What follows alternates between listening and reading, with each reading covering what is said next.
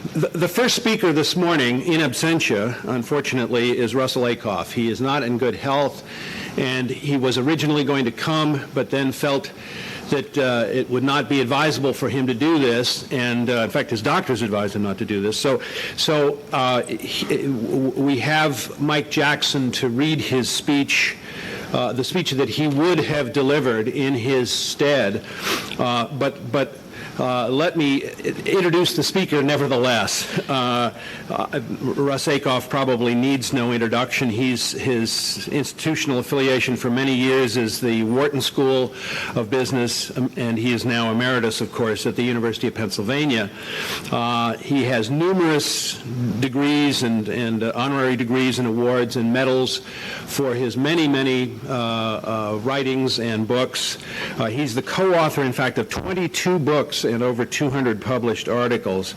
His most recent ones include Management in Small Doses in 1986, Ackoff's Fables, 1991, a delightful book, Ackoff's Best, 1999, and Recreating the Corporation, 1999. So he is still an extremely productive writer. Would you welcome Mike Jackson in lieu of Russ Ackoff?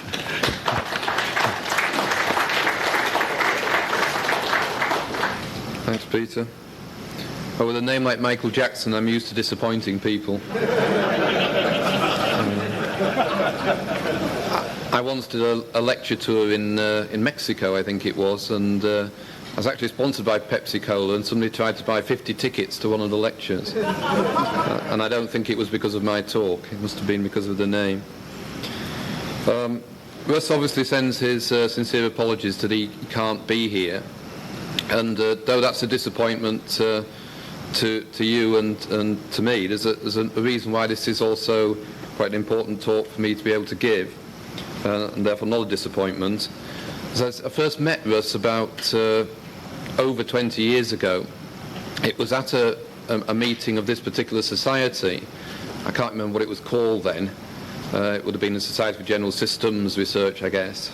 It would have been its name about that time. Anyway, it's the Washington meeting. There may be people here who remember it. The Washington meeting, Washington D.C., about 1978 or something.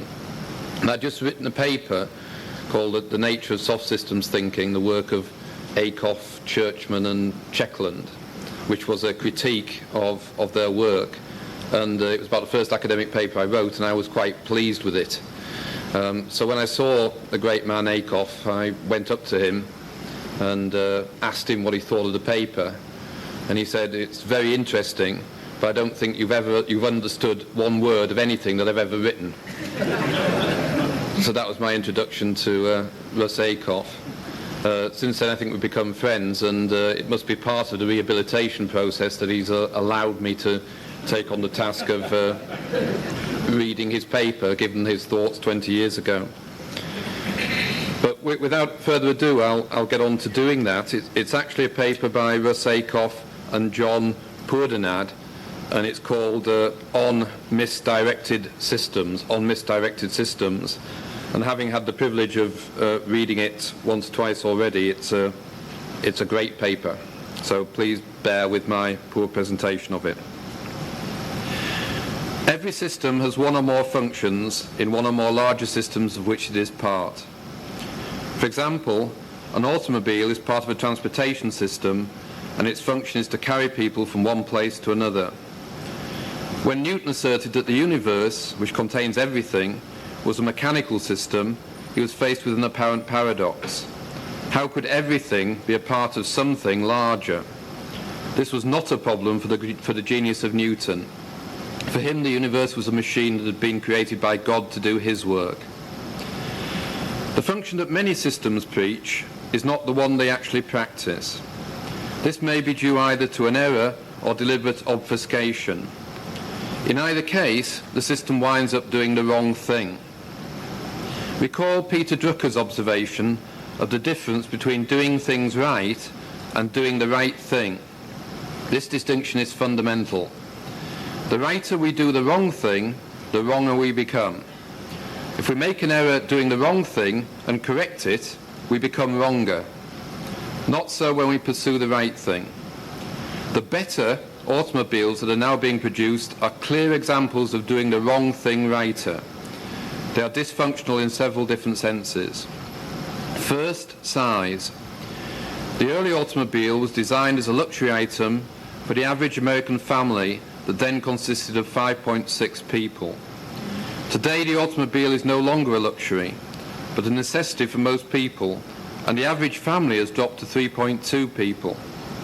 Furthermore, most households have 2 or more automobiles, so it is reasonable to consider both a small urban automobile for use within cities and a larger one for use between cities.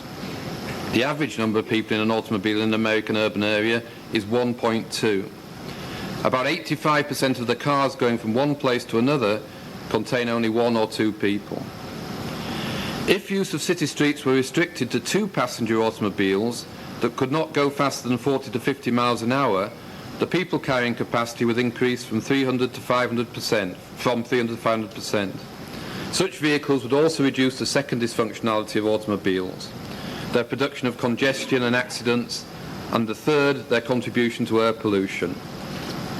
Bill Hampton writes, according to the US Energy Information Administration, the United States generates more than 5 billion tons of energy-related carbon dioxide annually, making it the world's largest single emitter of the gas.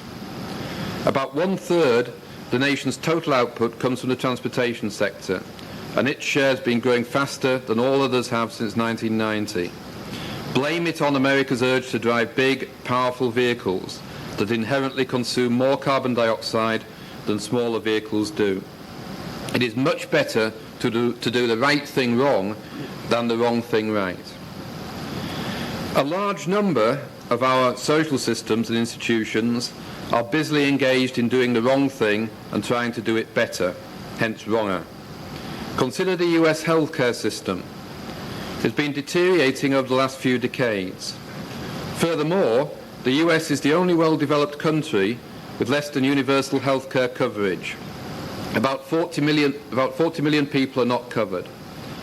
According to Joel R. Cooper, currently more than 43 million Americans lack health insurance, and the number is expected to grow to more than 47 million within the next 5 years. Despite the propaganda issued by our politicians, ours is not the best healthcare system in the world.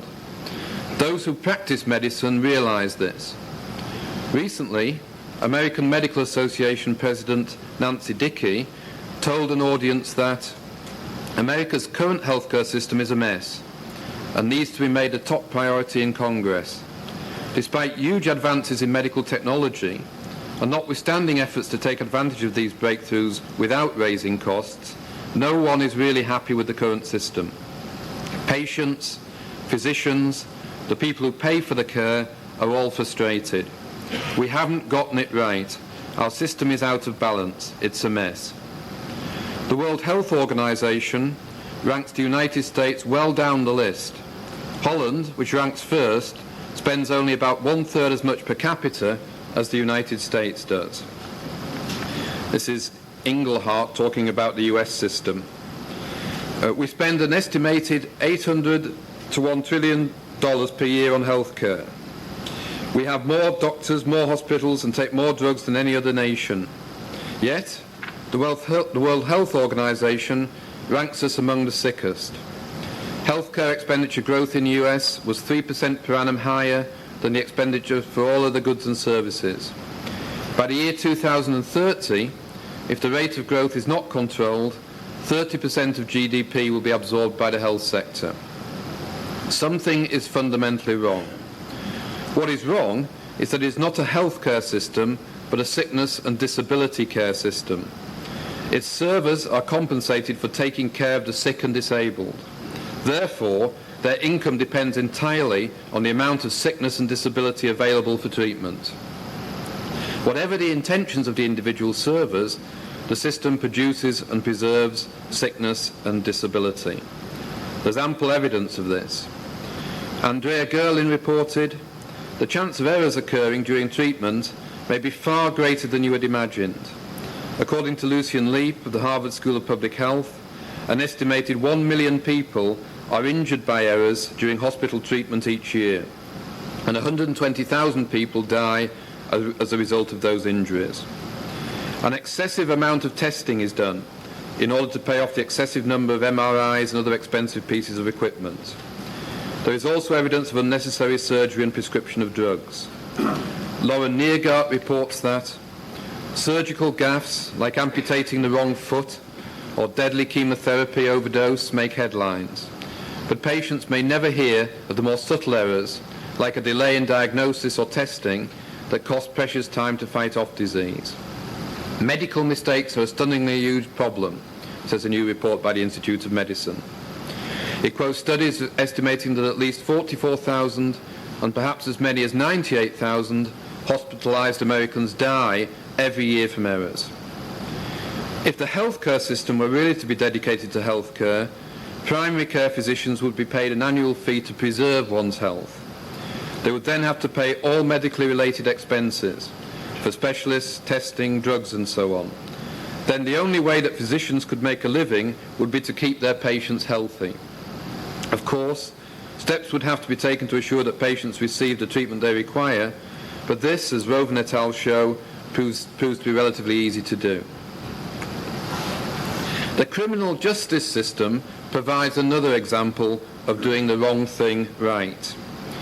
Rufus King writes, the US prison population, 1.2 million, not counting short-term jail inmates, is the largest in the Western world. A number of states are spending more on prisons than on schools.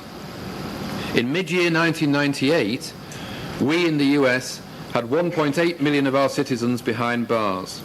That's up from about 200,000 in the 70s and 74,400 in 1985. We grew by a factor of 2.4 in these 13 years. As early as 1996, there were already about 5.5 million adult residents of the US in prison, jail, parole or probation. We now imprison at least 6 to 10 times as many per 100,000 population as most civilized countries. While we incarcerate 668 persons per 100,000, England, France, Germany, Switzerland, Netherlands, Norway and Japan all incarcerate only between 37 and 100 persons per 100,000. The system doesn't work. As Alistair Mant concluded, if you have more of your citizens in jail or on remand than you have in college, as in the United States, then the big system cannot be functioning well. The assumption on which the US system operates is that the apprehension and incarceration of criminals reduces crime. Not so. A criminal who has been in prison and is released has a greater probability of committing another crime than he or she had when he or she went into prison. And it is likely to be one that is much more serious. Therefore, the more police the US hires and the larger the prisons it builds, the more crime and more serious the crimes committed. Altogether, our annual layout for corrections is more than $35 billion, curving steadily upward even as crime rates drop. We are developing a powerful prison industrial complex, a national growth industry exploiting today's hostility towards wrongdoers. To increase the percentage of criminals caught and imprisoned in the current prison system is to do the wrong thing righter. Prison is currently an institution for rendering punishment, getting revenge for infractions of the law, not rehabilitation of criminals, which it is supposed to be. A New York State Unified Court System Committee, including 7 distinguished judges, reported, it is apparent that each year thousands of persons who present no or minimal threat to public safety are being committed to state prison. And this is being done despite the exorbitant costs involved and despite the fact that community-based programs may well be as effective or appreciably more effective in rehabilitation than in rehabilitating these offenders. Now consider another institution, the educational system, which is supposed to have learning by students as its objective. It clearly has a more dominant objective, teaching by faculty members. The incorrect assumption on which this is based is that being taught is an effective way to learn a subject. Unfortunately, this is not true for most subjects, for most students. For them, teaching is a major obstruction to their learning. For example, Consider language. We learn our first language without having it taught to us, but never learn a second language in school well enough even to order food in a restaurant. On the other hand, it is apparent to anyone who has ever taught a class that it is the teacher who learns the most. Therefore, schools are upside down. Students should be teaching because this is a very good way to learn, and so-called teachers should act as resources available to students to use as they see fit in their efforts to learn. Teachers have demonstrated a much greater ability to learn than to teach. Lee Smalley, in the editorial section of the Journal of Technology Education, writes, "Teachers generally teach us as they were taught, as well as continuing those techniques that seem to be consistent with peer approval and support from administration and parents. Therefore, the teacher as teller continues far longer than is appropriate in this communication age. We have successfully rejected the radio, telephone, and television as an instructional device, and are doing the same thing with the computer. Teachers still stand and talk while students sit and listen. Teachers work too hard during class, and students are too passive. Teachers should let the technical devices do the easy work, transferring information, and leave the more difficult task of developing generalizations and providing a social context to information learned, providing social context to the information learned to the teacher. Student teachers should be helping students discover their talents and designing activities to encourage their strengths, rather than running an animal school where all the animals have to fly, climb, dig, run, jump and hide." Tests have been conducted which show that second grade students learn more arithmetic by teaching it to a computer than by received conventional computer-assisted instruction. Architectural apprenticeships produce 3 great American architects, Richardson, Sullivan and Wright. Since architecture has been taught in universities, not one of the same stature has been produced. In a survey once conducted among American statisticians to determine who, in their opinion, had contributed most to their field in the recent past, 4 were selected. Not one had ever been taught a course in statistics. D.C. Seeler et al. Assert, the instructor must create a learning environment which increases students' involvement in and responsibility for the learning process. The role of student and faculty member changes, and both must be ready to accept those changes. Students must take responsibility for their own professional development and increase their level of participation in the process. They must change from simply dealing with the use of isolated facts to becoming aware of the relevancy of the information and the immediate application to real situations. Now consider universities, the declared primary function of which is to educate students. Now, Russ at this point would stop and say, that's right, isn't it? The declared primary function of which is to educate students, that's the primary function of universities. And you would all nod and say, yes, that's right, Russ. And he'd go, not so. It's not the primary purpose. One of us spent 2 years on the Senate of a college in his university as a representative of the college of which he was a part. To escape boredom, he kept records of the topics discussed. Only once in 2 years was a student matter raised. The concern of the faculty was the faculty, not the students. Despite its avowed function, the function universities actually carry out is to provide their faculties with the quality of work life and standard of living they want. For example, on the issue of tenure, Jim Collins writes, around 1910, an emerging mechanism or practice grew up called academic tenure. The idea behind tenure was you can't get fired for what you think. It was a very important practice to support the core value of freedom of inquiry. But now as I look at universities, I find them protecting the current version of tenure as if tenure is that which is sacred. Tenure is not sacred. Freedom of inquiry is sacred. And tenure is the means, thus far, by which we have supported that core value.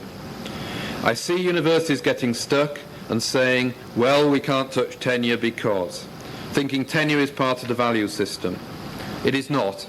It is a practice to support the value system.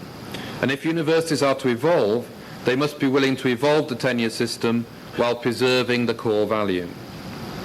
Teaching is a price faculty members must pay for the quality of work life they want, and like most prices, they try to minimise it. The higher the status of a faculty member, hence the more self-control he or she has, the less teaching he or she does. The higher the status of a university, the fewer average teaching hours of its faculty. Universities are not alone. Most corporations are much the same. A while back, a distinguished management scientist checked the most important decisions made by the executive office of a major corporation against its published list of objectives. He found more than 90% of the decisions violated at least one of the objectives. He observed that there were only two possible explanations. Either the executives were stupid, or the published corporate objectives were not the real ones. He believed the second explanation was more credible. As a result, he asked, what objectives would make the largest number of the decisions made optimal or near optimal? He found one objective that did this for most of the decisions: to maximise the quality of work life and standard of living of those who made the decisions. It is obvious to one who examines the corporate jets, chauffeured limousines, executive dining rooms, lavish offices and assistants, health clubs, country club memberships and other perks that maximising shareholder value is not an objective. Providing shareholders with a satisfactory return is a requirement, not an objective. As Peter Drucker once pointed out, profit is to a corporation what oxygen is to human beings, necessary for its existence, not the reason for it. Let's probe corporate misdirection a bit more deeply. From the point of view of society, of which a corporation is a part, the corporation has two functions: to produce and distribute wealth. The wealth it produces is essentially the difference between the amount of consumption it makes possible and its own consumption. Its distribution of wealth takes a number of forms: payment of interest on debts, dividend on investment, purchases of goods and services, but most important, compensation for work. Productive employment, therefore, is the only means available to a society for simultaneously producing and distributing wealth. And unemployment is a major destabilizing political force in a free market economy. That's why countries like England and Mexico nationalized a large number of industries after World War II, not to increase profit, but to maintain employment. For the same reason, the US government supported Chrysler when it was on the brink of bankruptcy, to preserve employment. Therefore, from society's point of view, downsizing is dysfunctional. And as Wisocki has pointed out, it is even dysfunctional from most corporations' point of view. According to Jonathan Lurie, the term downsizing was coined to describe the action of dismissing a large portion of a firm's workforce in a very short period of time, particularly when the firm was highly profitable. Carpenter noted, downsizing is often a short-term solution to increase profits and reflects how corporations focus on financial figures instead of taking an holistic view. When we have pointed out these deficiencies to corporate executives, many are outraged. They ask, what do you expect us to do when we have extra people in an increasingly competitive economy? It's a good question, but there's a good answer. Create productive employment for them. It can and has been done. Downsizing might possibly be excusable if it was successful. Ralph Estes, a former CPA with a Big Six accounting firm, has gone to battle with corporations that are guilty of several sins. Skimping on safeguards that would prevent worker injuries, emitting harmful pollutants that result in illness and birth defects, announcing mass layoffs despite record earnings and whopping increases to top management, and moving factories outside the country to reduce labour costs. Why are people in corporations doing these bad things? Because the only score that counts today is the bottom line, the gains and losses to stockholders. These observations were echoed by Peter Drucker. Scores of large organisations, businesses of all kinds, but also government agencies, hospitals and universities, have sharply cut staff in these past few years. But few have realised the expected cost savings. In some cases, costs have even gone up. In many, performance has suffered. Creative alternatives to downsizing are available. For example, and this is only one of many we could cite, One company that was on the verge of bankruptcy found it could purchase transportation of its products to its distributors from outside trucking companies at a lower cost than its own trucking unit could provide it for. Rather than fire drivers and others in the transportation department of more than 400 employees, the CEO called all the members of the department into a meeting and told them why it was necessary for the company to outsource its transportation. Then he showed them how much it would cost the company to discharge those present. He then suggested that the money involved be pooled, and that together with a bank loan, which he tentatively arranged, the employees could buy the department. They could then establish a new trucking company to which he would give an extended contract for transporting the company's products on condition that it charged no more for doing so than commercial carriers. The staff in the department followed his suggestion. The new trucking company was established and has lived happily ever after. No one lost employment. Another example cited in Ackoff and Purdanad is about how Toyota Motors dealt with excess labour cost problems. Toyota Motors, handicapped by an excess of employees, asked them how to reduce costs, raise productivity and improve morale. In fact, through 4 years of recession, Toyota not only upheld the tradition of lifetime employment in Japan, it actually turned to its workforce of 70,000 for help. So it was asking the employees. Finally, Carnishnig reports that asking engineers, what started as a way to keep engineers busy in periods when demand for its sports cars sagged, has become a pillar of Porsche's business and a key part of its growth strategy. The success of the business has also secured Porsche's status as Europe's last independent car maker. Indeed, Porsche has turned the rent and engineer business into a cash cow. And if the message isn't clear, Russ produces a succinct conclusion, as ever. To the extent that systems thinkers focus on efficiency, doing things right, without considering effectiveness, doing the right things, they are behaving irresponsibly, if not immorally. They have an obligation to make the organisation with which they are working aware of its actual functions in contrast to the one or ones it avows. Revealing the truth about itself to an organisation is a major contribution to its welfare that a systemist can provide. Without such self-knowledge, transformations that lead to thrival, in contrast to mere survival, are very unlikely. It is only when what is practiced and what is preached are consistent that the right thing can be done right. Thank you.